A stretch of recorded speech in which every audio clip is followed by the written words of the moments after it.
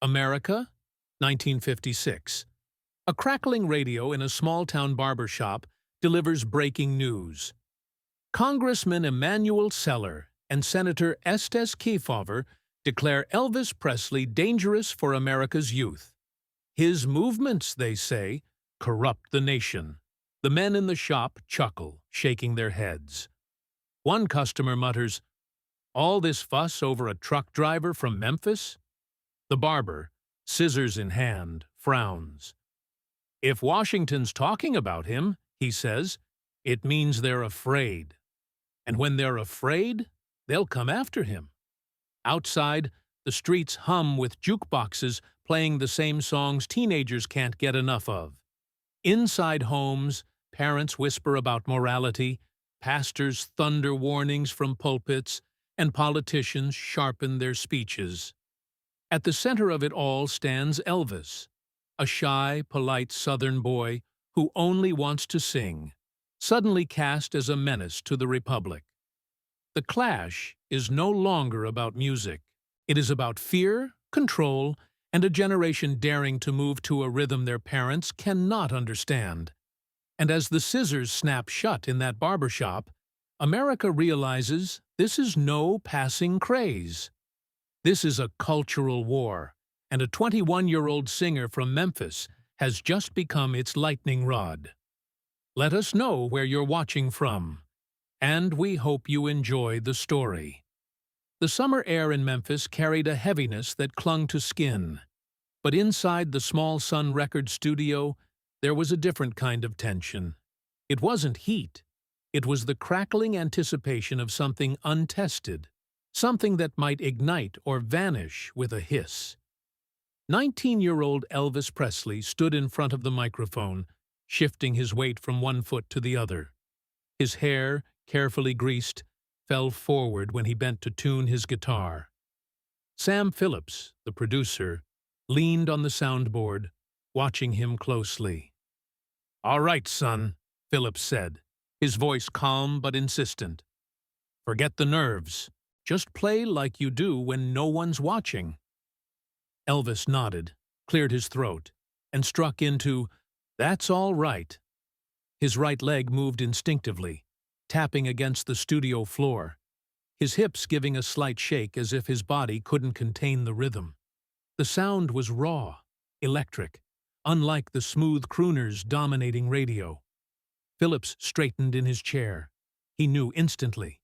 This wasn't just a song, it was a spark. The recording hit local airwaves a few days later.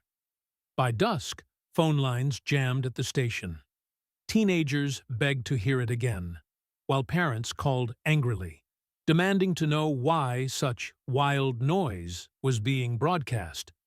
A boy from the housing projects on the wrong side of town had, without intending it, cracked open a cultural fault line. When Elvis performed live for the first time, the reaction stunned even him. He walked onto the stage at the Overton Park Shell, hands slightly trembling, knees loose. The band struck the opening chords, and he began to move. Not calculated, not rehearsed, but out of some natural instinct. Girls in the crowd shrieked, some clutching their faces as though overwhelmed. Boys laughed, cheered, some tried to mimic the shakes, and in the back rows, fathers frowned, arms crossed, muttering. The next morning, local papers described the event with a mix of awe and suspicion. "A boy from Memphis sets teenagers into hysterics," one column read, but others were harsher. The New York Daily News soon ran a piece calling his hip movements obscene gyrations, warning parents that this young man was not suitable for polite company. Churches took notice. From pulpits across the South, pastors thundered warnings, "Do not let your daughters fall under the spell of this music." Leaflets circulated, urging boycotts of record shops that dared to sell his singles.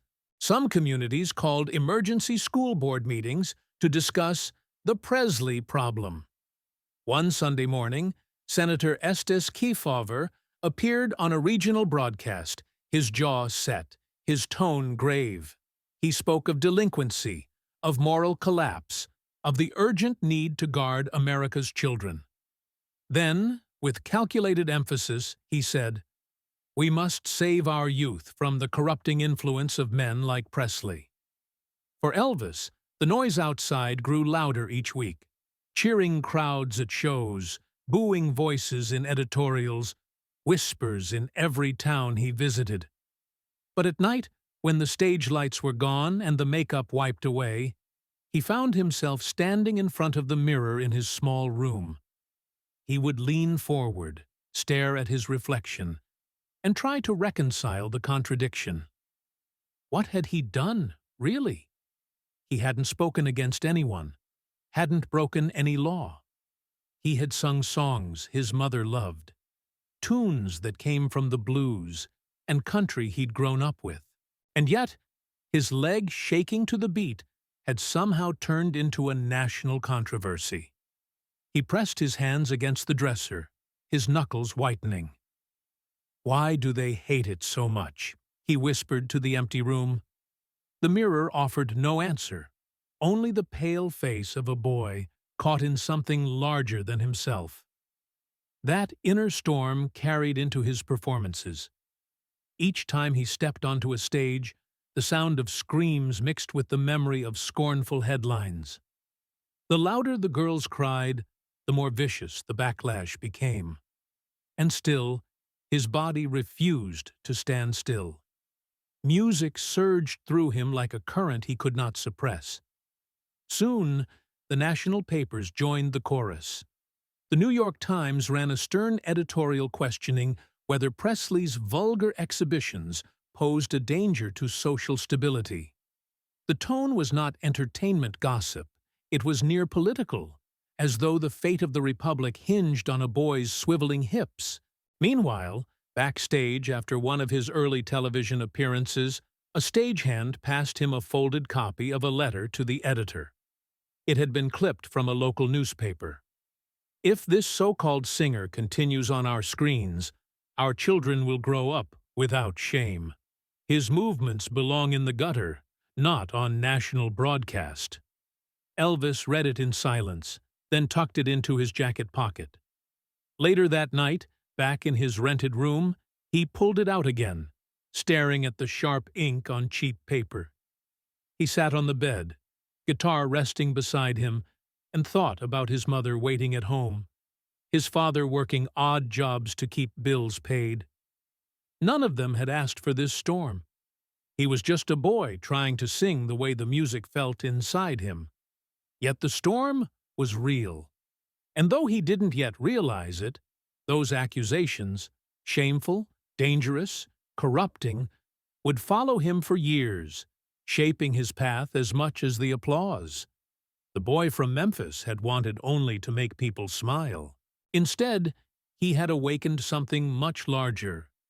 A fear in the older generation that the ground beneath their feet was shifting. And the voice leading that shift carried the drawl of a truck driver who had just stepped into history. And as the headlines grew, so did the tension. On stage, his legs never stopped moving. Off stage, his heart pounded with the question that haunted him most. How could joy look so much like danger? The year was 1956, and the noise around Elvis Presley had grown into a national storm.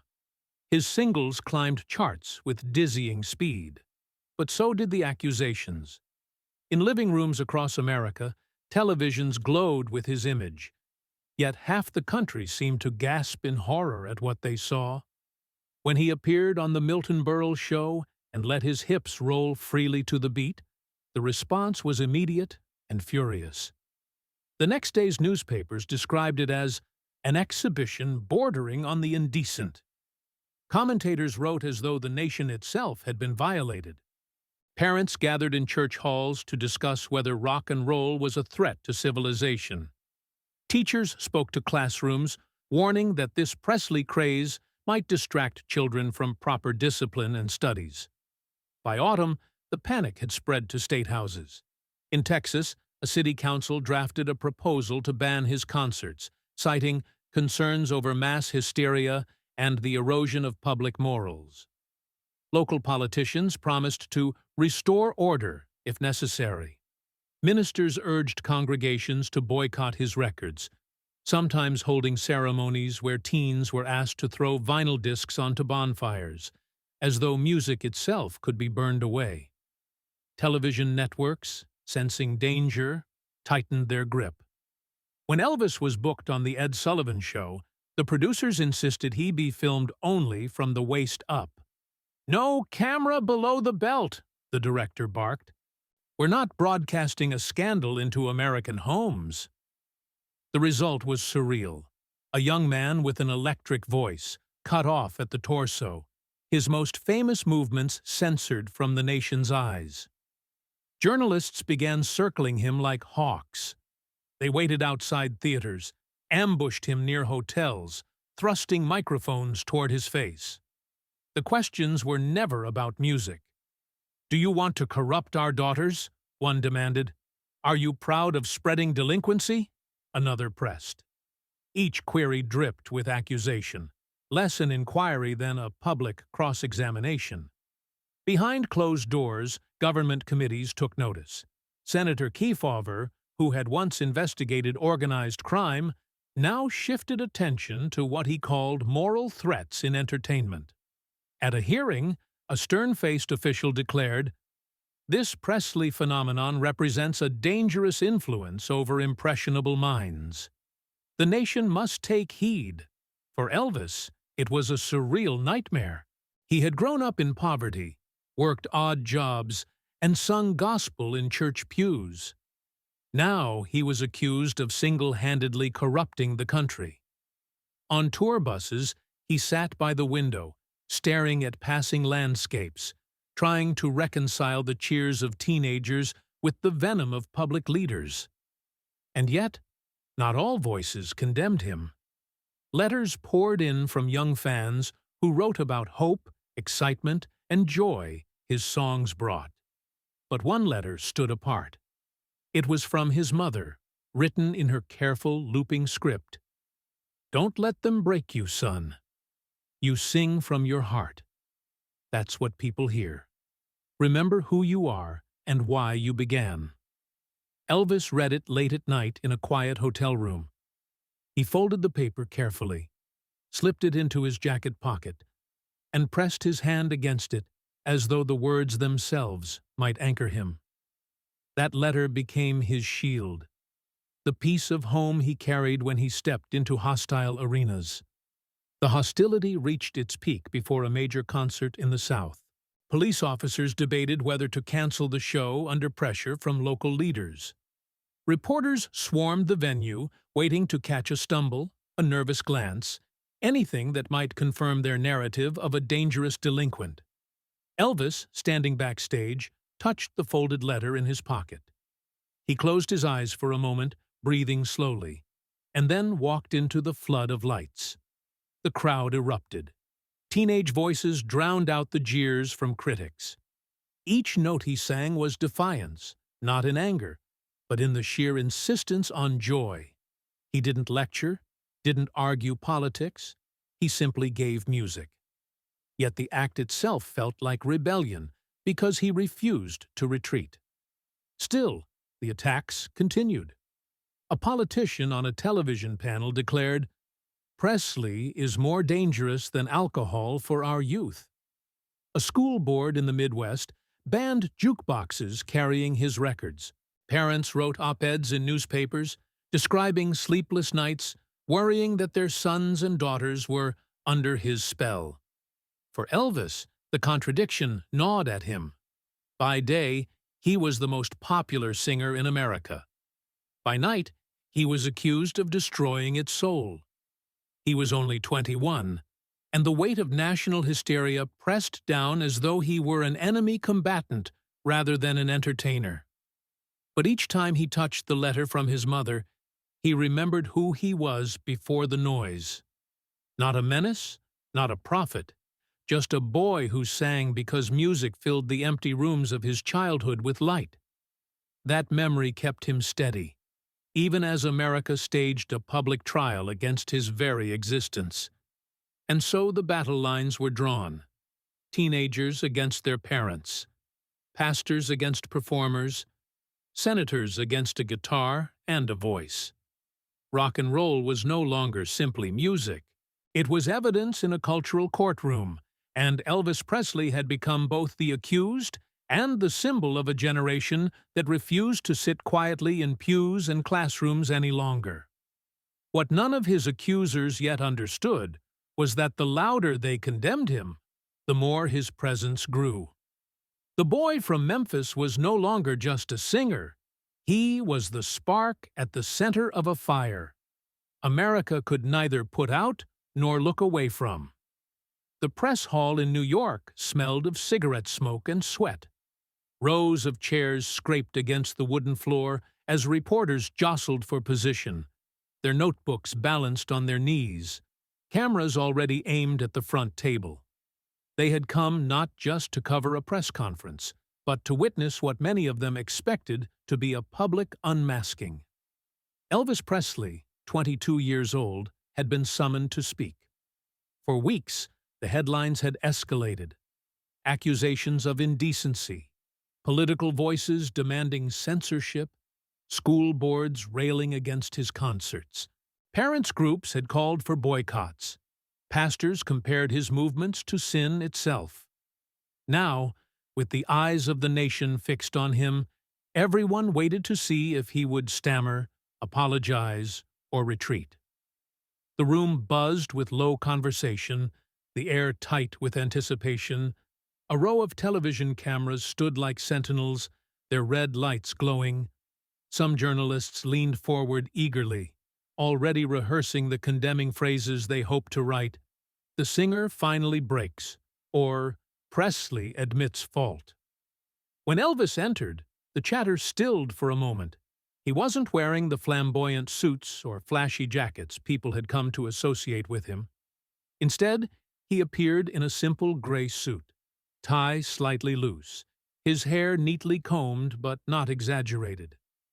It was deliberate. No spectacle, no provocation, just a young man walking into the storm. He sat, his hands folded on the table. Flashes burst from cameras, a staccato rhythm of clicks and whirs. For a moment, he lowered his eyes, collecting himself. The silence stretched, almost uncomfortable. Then a reporter broke it, his voice sharp. "Mr. Presley, what do you say to the politicians who call you a danger to American youth?" The words hung in the air like a thrown stone.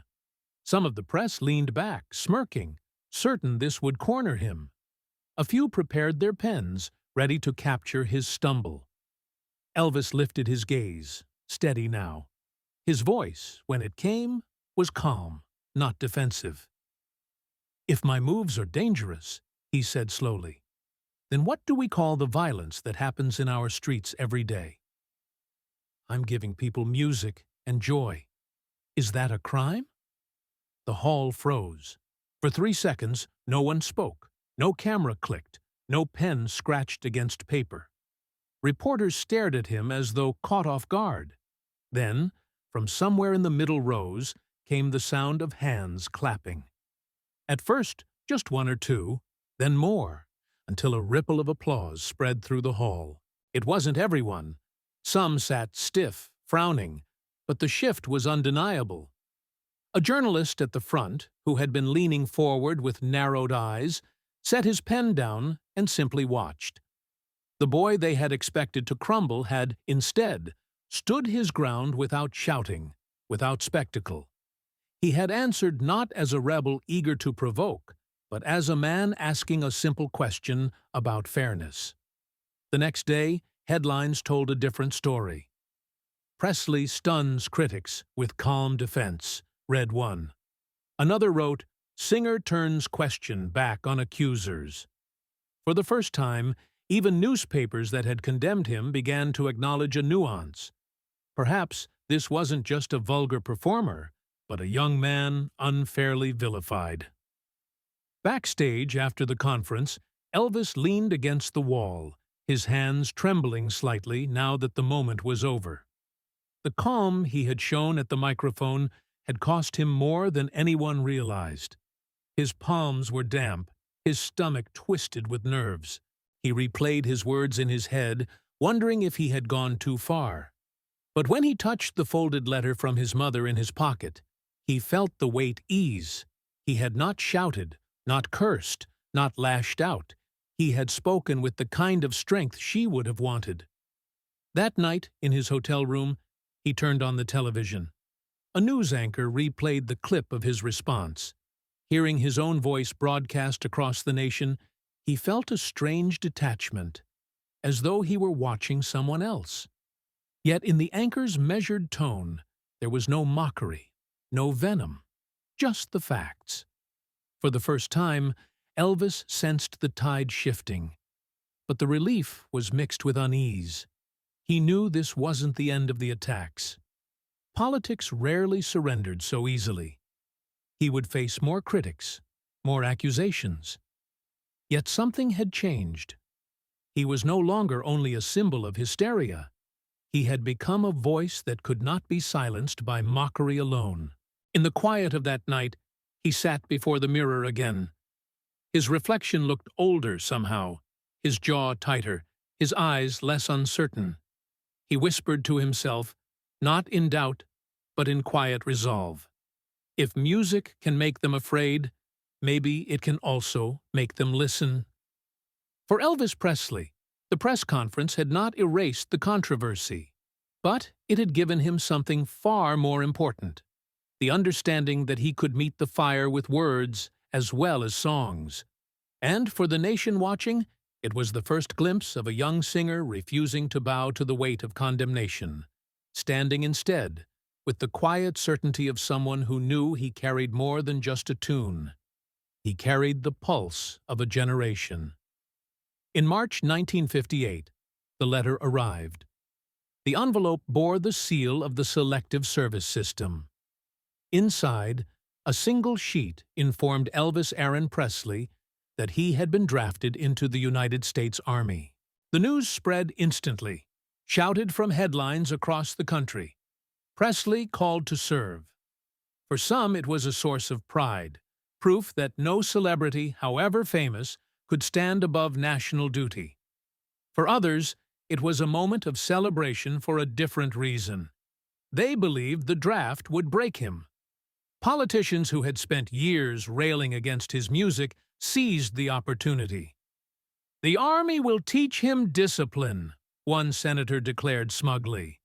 "And once the uniform replaces his flashy costumes, America's young people will forget him." Editorials echoed the sentiment, predicting the end of the Presley phenomenon. Even ministers who had once condemned him as immoral now praised the draft as a cleansing fire. The day he reported to Fort Chaffee, Arkansas, crowds lined the streets. Photographers pressed close, snapping images of the world's most famous singer being shorn of his hair. When the clippers buzzed and his signature locks fell to the floor, newspapers published the photo with captions like, "The King becomes a soldier." In Washington, one congressman was quoted as saying, "Now he's just another boy." Good riddance to the nonsense. But outside the gates, the scene was different. Hundreds of young women clung to fences, some in tears, waving hastily written signs. "We'll wait for you, Elvis." At train stations along his route to Fort Hood, teenagers gathered to catch a glimpse of him in uniform. Their devotion was undiminished, and in their eyes, the draft did not erase his music. It made him human, someone who had to shoulder burdens like the rest of them. Privately, Elvis wrestled with the decision of how to carry himself. Some advisors suggested he petition for special treatment, that he serve only in a symbolic role, entertaining troops. But he refused. Sitting with his close friends before shipping out, he said quietly, "If I act like I'm better than the other boys, they'll hate me. I'll go through this the same way they do. No shortcuts." The Army became a strange exile. While the world speculated about his downfall, Elvis spent his days drilling, scrubbing floors, and hauling equipment. In the barracks, he was simply Private Presley. Yet even in that environment, his presence was inescapable. Fellow soldiers smuggled in portable record players, spinning his singles at night when officers weren't listening. More than once, Elvis walked past a tent and overheard his own voice leaking from inside, a forbidden comfort for men far from home. Then came the blow that no training could prepare him for. In August 1958, word reached him in Germany. His mother, Gladys, was gravely ill. He rushed home, desperate to see her, but the illness moved faster than he could. On August 14th, she was gone. At just 46, the woman who had been his anchor, his confidant, his reason for singing, was buried. Reporters swarmed even the funeral. Some politicians, in cold cruelty, whispered that her death was a fitting punishment for the turmoil his career had caused. To Elvis, the words cut deeper than any military drill. Standing at her graveside, in a black suit, shoulders hunched, he looked less like the most famous entertainer in the world, and more like a lost child. The cameras clicked anyway. Back in Germany, the grief clung to him. Nights in his barracks bunk were long and sleepless. He carried photos of her, stared at them until his eyes blurred, and asked silently if he had disappointed her. For the first time, the stage was far away, and there was no cheering crowd to drown out the sorrow. Yet amid the bleakness, small sparks of humanity reached him. Officers who had never spoken of music confessed in quiet moments that they, too, had tapped their feet to his records. One, a hardened veteran, admitted, "My daughter's got every one of your singles. Don't tell the others, but I know the words myself." The irony was sharp. The very institution meant to strip him of his influence revealed that his music had already crossed into unlikely places. Even among the men sworn to discipline him, the songs had found a home. When he was finally discharged in 1960, the headlines again flared. "Will Presley survive after the Army?" Critics doubted. They claimed 2 years out of the spotlight was a death sentence in show business. They said the fire had cooled, the hysteria passed. Politicians muttered that America had been cured of Presley fever. But as Elvis boarded the plane home, he felt something different stirring. The grief of losing his mother remained a wound that would never close. Yet beneath it, he sensed a quiet strength. He had endured the army without demanding privilege, faced the smirks of politicians, and carried himself as one of millions of American boys called to serve. He had been tested in ways no stage could prepare him for. The question now was not whether the world had forgotten him. It was whether he could take all he had endured, discipline, loss, ridicule, and transform it into something larger. The world expected a diminished figure. Elvis Presley intended to return as something stronger, though he did not yet know how. The boy who once trembled before a mirror was gone. In his place stood a man who had walked through fire, carrying both scars and a new, unshakable resolve.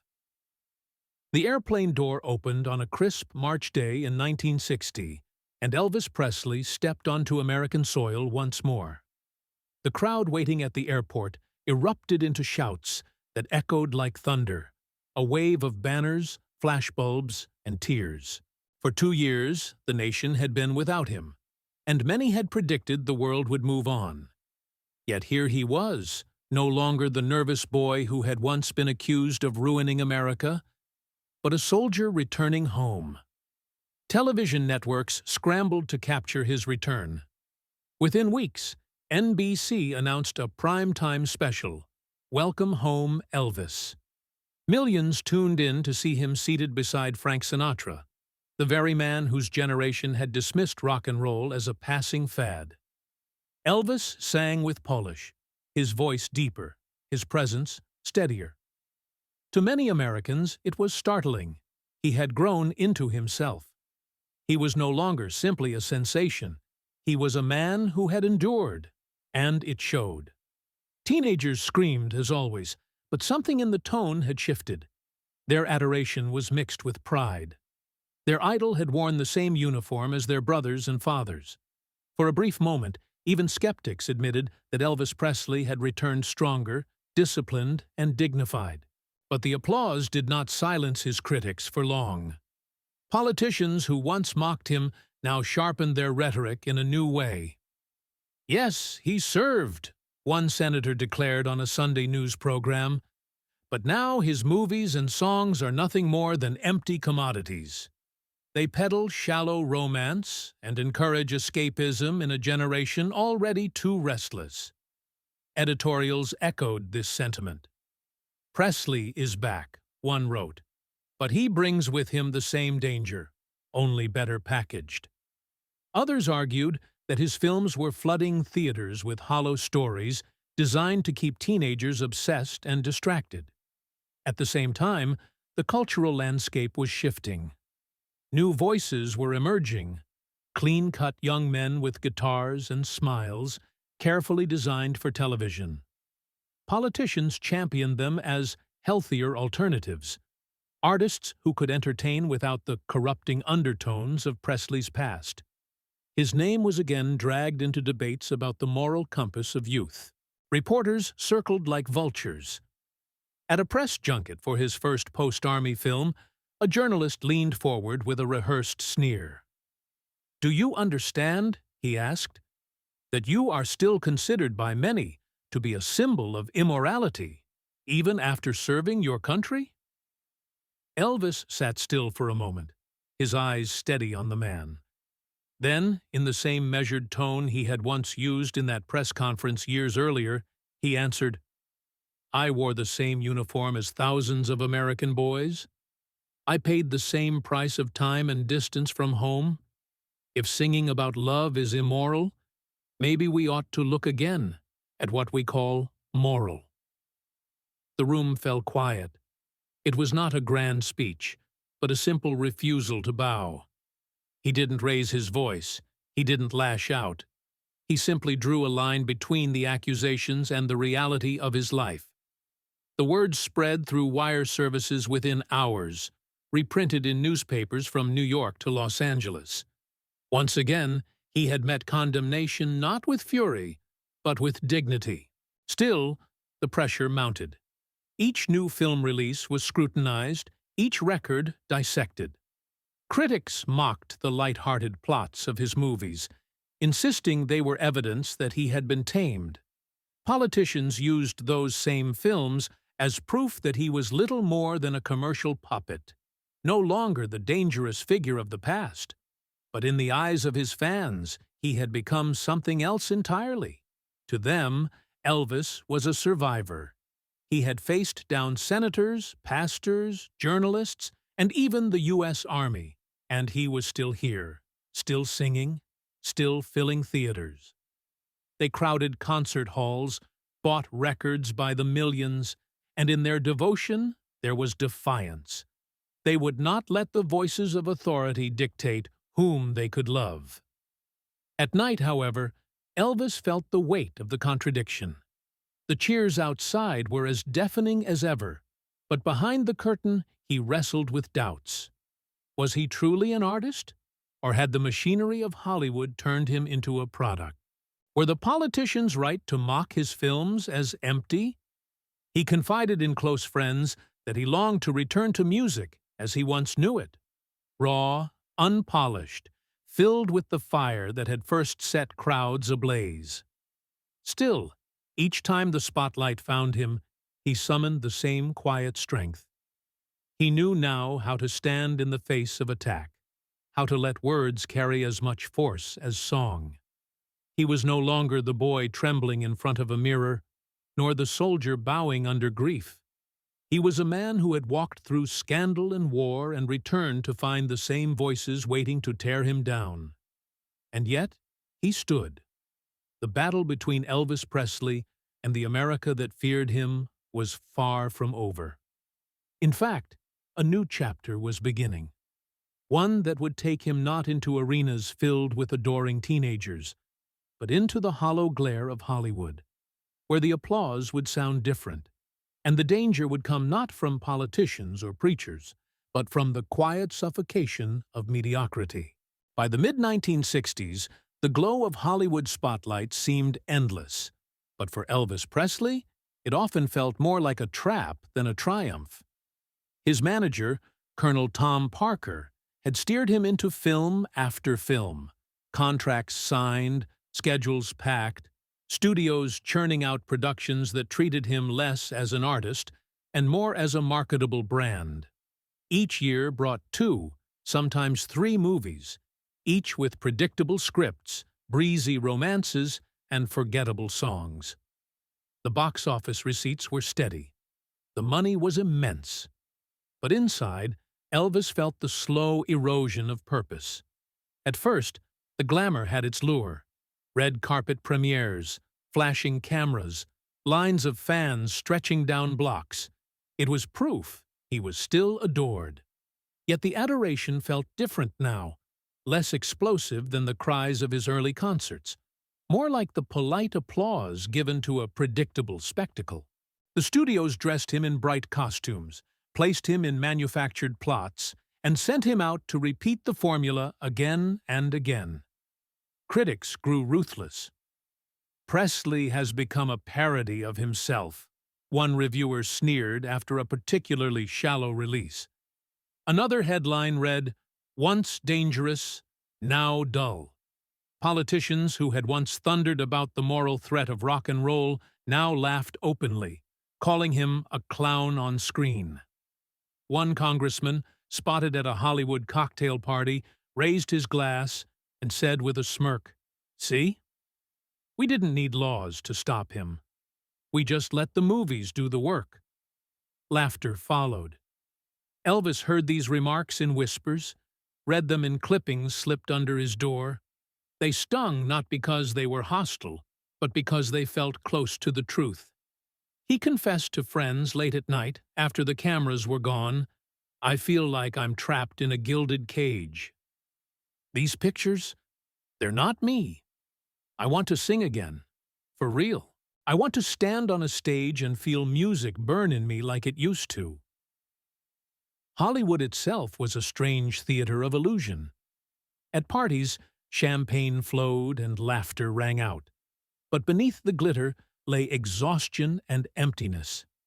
Actors smiled for photographs while hiding their doubts behind perfect teeth. Elvis, dressed in tailored suits, played the role expected of him, the charming star, the safe commodity.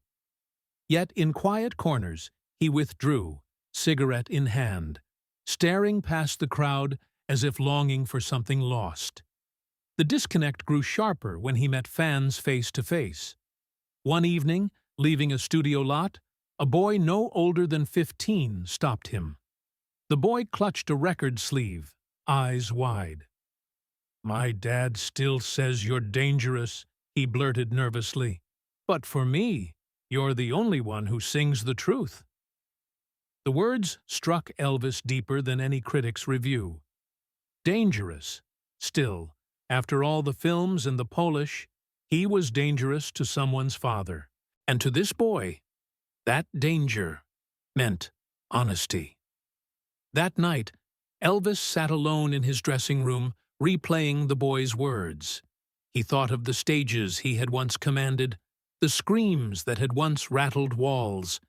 He thought of the letter his mother had written, still folded away in a drawer, urging him never to let the world break him.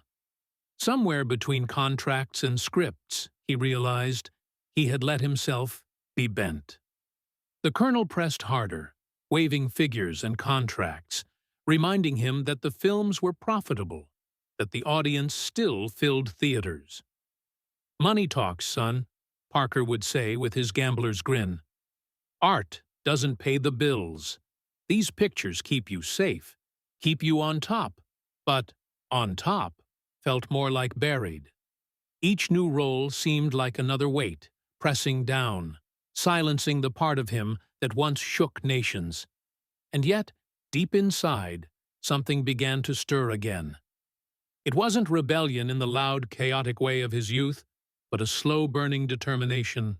Every slight, every mocking headline, every dismissive laugh from politicians who believed he was finished, they all fed a quiet fire. He began to see the films not as triumphs, but as lessons. He saw how easily fame could be bent into caricature, how power could be used to dull an artist's edge.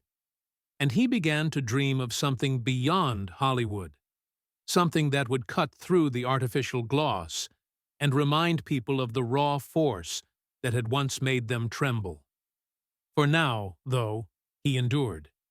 He smiled for cameras, sang on sound stages, delivered lines written by others, but inside, the frustration hardened into resolve. The world thought he was tamed, that the dangerous boy from Memphis had been reduced to celluloid cliches.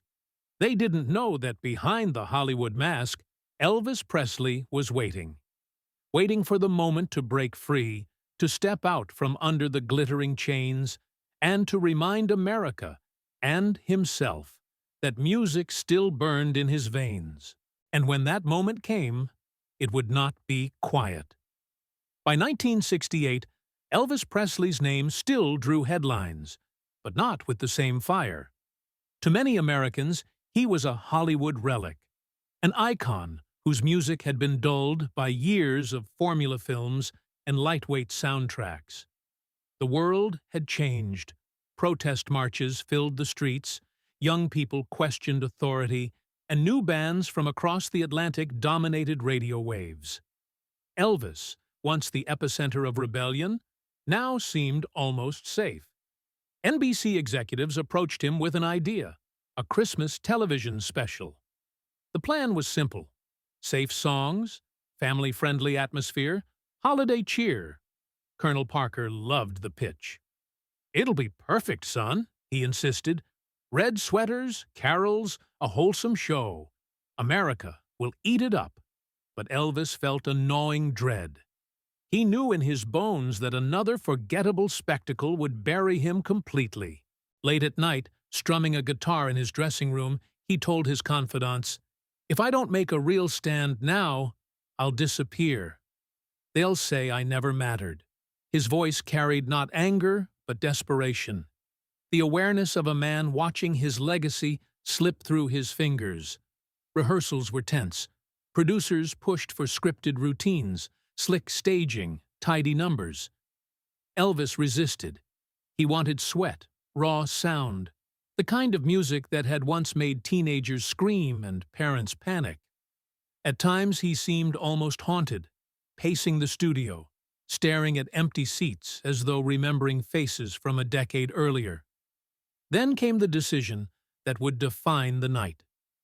Instead of red sweaters and holiday jingles, Elvis walked on stage dressed in black leather from head to toe. The outfit wasn't just fashion, it was defiance, a symbol that he was reclaiming the danger that had once terrified America. The studio audience gasped at first sight of him, their murmurs swelling into a roar. The show began with stripped-down sessions, Elvis seated in a circle with his old bandmates, laughing, trading stories, and playing as though no years had passed. His fingers moved with urgency. His voice thundered with renewed strength. Sweat glistened on his skin as he pounded through rock and roll classics, and each note carried a weight that no Hollywood script could imitate. The energy built into a climax. Elvis standing center stage, commanding every eye, his voice soaring through "If I Can Dream," a song written just weeks after the assassination of Dr. Martin Luther King, Jr. The lyrics weren't carols or jingles. They were a cry for hope in a fractured nation. As he sang, his face tightened with emotion, his body rigid with conviction. The audience sat silent, transfixed, as though witnessing not a performance, but a revelation. When the final note rang out, the silence shattered into an eruption of applause. People leapt from their seats, shouting his name, clapping until their hands ached. It was not the polite cheer of a movie premiere, it was the raw hysteria of old, reborn. Elvis Presley had not been tamed. He had returned, fiercer than ever. The next morning, newspapers captured the shock. "Elvis is back," one declared. Another wrote, "No longer a relic. Presley reminds America why it once feared him." Even critics who had long dismissed him admitted that the performance carried a fire none had expected. Politicians who had mocked him in cocktail party jokes now found themselves confronted with a truth they could not laugh away. The man they had written off was again a force of culture. Backstage, after the cameras cooled and the audience dispersed, Elvis sat in a chair, his black leather jacket damp with sweat. His hands trembled slightly, not from fear, but from release. For years he had worn costumes, spoken scripted lines, played parts that never fit. Tonight, he had been himself again. Looking into a mirror, he saw not the faded star the world had expected, but the dangerous boy from Memphis, matured and unbroken. The producers congratulated him, some admitting they had doubted him until the very end. Colonel Parker smiled broadly, already calculating how to package the triumph, but Elvis barely listened. He was too lost in the moment, too aware of the transformation that had just occurred. The '68 comeback special was more than a performance. It was a resurrection. A man who had been dismissed as obsolete had proven not only that he still mattered, but that his voice carried a relevance no script could suppress. For Elvis, it was not simply about reclaiming fame, it was about proving to himself and to the millions watching that he still carried the fire that had once shaken America's foundations. And in that studio, under the hot lights and the roar of a crowd rediscovering him, he knew he had found it again. The world would not forget him. Not now. Not ever. The early 1970s were turbulent in America. The war in Vietnam dragged on, protests filled the streets, and the younger generation's distrust of authority grew sharper with each passing month. Against this backdrop, Elvis Presley, newly reborn after the '68 special, stood once more in the spotlight. His concerts were bigger, louder, and more impassioned than ever. Yet the old forces that had once branded him dangerous returned in new form, determined to make him a political symbol whether he wished it or not. One senator, speaking at a patriotic rally, thundered that Presley's shows undermined the values of American youth. "These concerts are not simply entertainment," he warned. "They are distractions that weaken discipline at a time when our nation requires unity." His words echoed in newspapers, painted Elvis not as a singer, but as a threat to the war effort. Editorials followed. Some claimed that Elvis's return to prominence encouraged rebellion, that his flamboyant stage presence stirred unrest among teenagers. Others accused him of exploiting turmoil for personal gain. The irony was sharp. The same man who had once worn a soldier's uniform was now accused of eroding patriotism. Elvis read these accusations with a familiar heaviness. He had endured them before. He had been called obscene, immoral, irrelevant, and now he was branded unpatriotic. Yet he was older now, no longer a boy trembling before mirrors or a soldier carrying grief alone. This time, he decided, he would not let others define him. In December 1970, he arranged a meeting that startled even his inner circle. He requested an audience with President Richard Nixon. Many assumed it was a publicity stunt, a gambit for headlines. But Elvis's motives were more complex. He genuinely believed he could help steer young people away from the path of destruction he saw. Drugs, violence, disillusionment. "They listen to me," he told aides, "more than they'll ever listen to a politician." Maybe I can use that. The White House received him quietly, almost in secrecy. Elvis arrived in a dark cape, sunglasses covering weary eyes, and carried with him a gift, a Colt .45 pistol, symbol of loyalty and trust. In the Oval Office, standing before the most powerful man in America, Elvis spoke with unusual intensity. "Mr. President," he said, "the kids out there don't believe in government anymore. But they still believe in me. Let me help them. Let me speak against drugs, against the poison tearing them apart. I can reach them in ways no official can." Nixon listened, perhaps skeptical at first, but then recognizing the sincerity in the words. The irony was rich. The man once denounced as the corrupter of youth was now volunteering to serve as their protector. When the meeting ended, Nixon granted Elvis a badge from the Bureau of Narcotics and Dangerous Drugs, a token of recognition, though not an official role. News of the encounter leaked slowly, but when it did, the reaction was explosive. Some laughed, dismissing it as an odd publicity stunt. Others saw it as a bold gesture of reconciliation between culture and government. Rumors swirled that Elvis was working secretly with the administration to influence youth. The man once treated as an enemy of morality was now, at least in some eyes, a potential ally of authority. For Elvis, the meeting was deeply personal. He didn't dwell on how newspapers spun it. What mattered was that he had spoken his truth, that he was not the caricature politicians painted, but a man who wanted to save others from the very darkness that haunted him. Still, the critics did not vanish. Some politicians scoffed that the president had been manipulated by a showman. Others accused Elvis of seeking validation rather than offering genuine help. But the narrative was no longer simple. He could not be written off as only a threat. His actions had forced the nation to confront a paradox: that the boy once accused of ruining America's youth was now one of the few trying to guide them. On stage, this tension fueled his performances.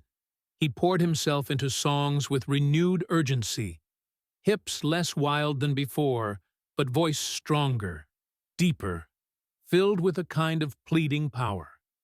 When he sang to tens of thousands, the message was no longer just rebellion. It was survival, a call to hold on in a world teetering on collapse. And so, as the nation argued about war, drugs, and morality, Elvis Presley stood in the strange center of it all. Not politician, not preacher, not saint, but a man who had outlived every attempt to silence him. His clash with politics was no longer about scandal. It was about who would shape the soul of the next generation. The answer, as always, would come not from speeches or hearings, but from a stage where one voice could still drown out the noise of a divided country. January 1973. The world's eyes turned to Honolulu, Hawaii. For the first time in history, a solo concert would be broadcast live via satellite to an audience stretching across continents: Japan, Australia, Europe, even parts of the Soviet bloc. More than 1 billion people were expected to watch. At the center of this unprecedented moment stood Elvis Presley, dressed in a white jumpsuit adorned with a phoenix of jewels, the symbol of rebirth. Backstage at the Honolulu International Center, the air buzzed with nervous energy. Technicians rushed between cables, producers shouted final instructions, and security tried to hold back waves of reporters. Elvis sat quietly in a small room, adjusting his cape, his fingers tapping restlessly against the arm of the chair. He had performed thousands of times before, but never with the weight of the world literally pressing through the lens of a camera. Outside, the political climate was still uneasy. The Vietnam War lingered, protests continued, and the cultural divisions that had scarred America for a decade remained raw. Some politicians, never willing to surrender old battles, had scoffed at the concert in advance. "He's just an entertainer," one remarked on television. "This isn't diplomacy." But when the lights dimmed and the cameras began to roll, the enormity of the moment could not be denied. Elvis stepped onto the stage to a roar that seemed to shake the building.